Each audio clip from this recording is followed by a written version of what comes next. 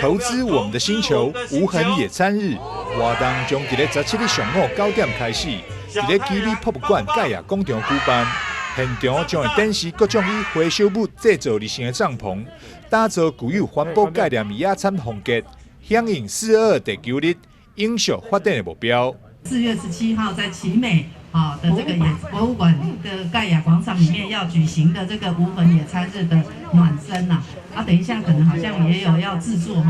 好吃的东西，然后我们看现场的布置都是那种网红会拍摄的小朋友也是小网红，所以我们如果参加活动的时候可以上传照片，听说还可以拿到那个野餐日的优惠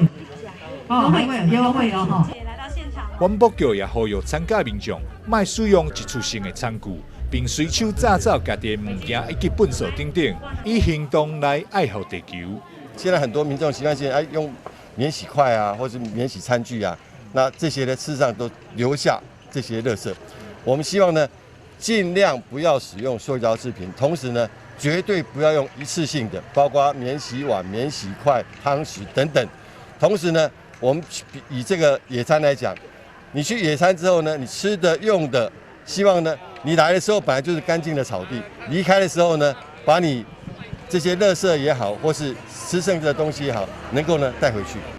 除了4月17日在基里博物馆的无痕野餐日活动，环保局23日在长青阁有举办拍卖会以及环教列车等活动，同款嘛是非常适合全家大小做伙来。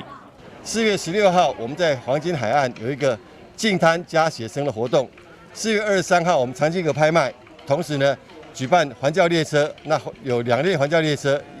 其中1列到尖山皮，另外1列呢在台江国家公园绿色隧道。那我欢迎我们的所有的市民朋友呢，一起来参加我们这一系列422地球日的相关的活动。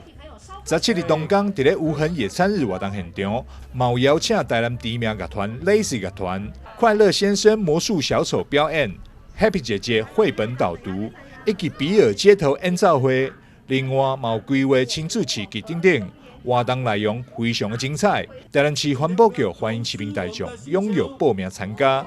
台南新闻张硕维采访报道。